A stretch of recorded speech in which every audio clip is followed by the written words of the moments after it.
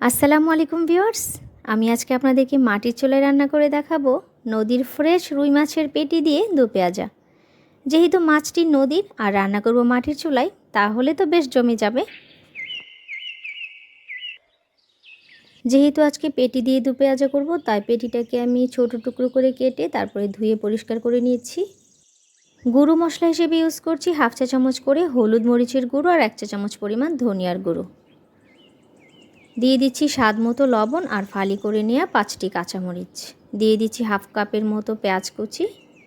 এখন সব কিছুকে আমি হাত দিয়ে ভালোভাবে মিক্স করে নিচ্ছি।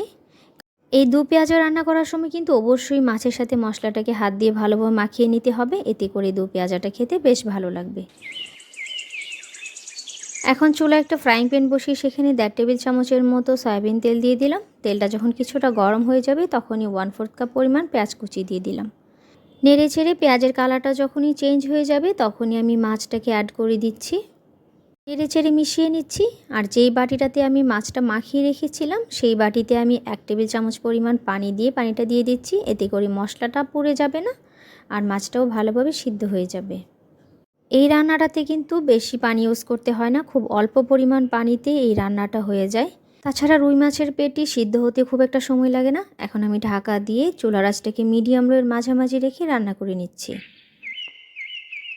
আনুমানিক 6-7 মিনিট পর আমি ঢাকাটা খুলে নিচ্ছি, আবারও একটু নেড়ে চেড়ে দিচ্ছি। তবে রান্নাটা কিন্তু এখনও শেষ হয়ে যায়নি। এখানে আমি অ্যাড করে দিচ্ছি হাফ চা চামচের মতো ভাজা জিরার গুঁড়ো আর দিয়ে দিচ্ছি এখানে 2 টেবিল চামচের মতো ফ্রেশ ধনিয়া পাতা কুচি। অবশ্যই চেষ্টা করবেন এই রান্নাটাতে ফ্রেশ ধনিয়া পাতা কুচিটা ইউজ করতে, এতে করে রান্নার স্বাদ অনেক গুণ বেড়ে যাবে। আবারও সব কিছু একত্রে ভালোভাবে মিক্স করে নিয়ে ঢাকা দিয়ে দিচ্ছি 2 থেকে 3 মিনিটের জন্য। আর এই 2-3 মিনিটের মধ্যে ভাজা জিরার গুঁড়ো এবং ধনিয়া পাতার যে স্মেলটা ভালোভাবে মাছের মধ্যে ছড়িয়ে পড়বে। দুপুরে গরম সাদা ভাতের সাথে মাছের দোপেয়াজাটা খাওয়ার জন্য এখন রেডি। আমাদের প্রতিটা রেসিপি খুব সিম্পল।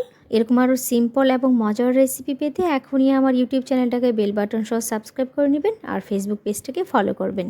তো ভিউয়ার্স, আজকের মতো এখানে বিদায়। ইনশাল্লাহ দেখা হচ্ছে নেক্সট এপিসোডে নতুন কোনো কিছু নিয়ে। ততক্ষণ পর্যন্ত নিজেরা ভালো থাকুন আর অন্যদের ভালো রাখুন। আল্লাহ হাফেজ।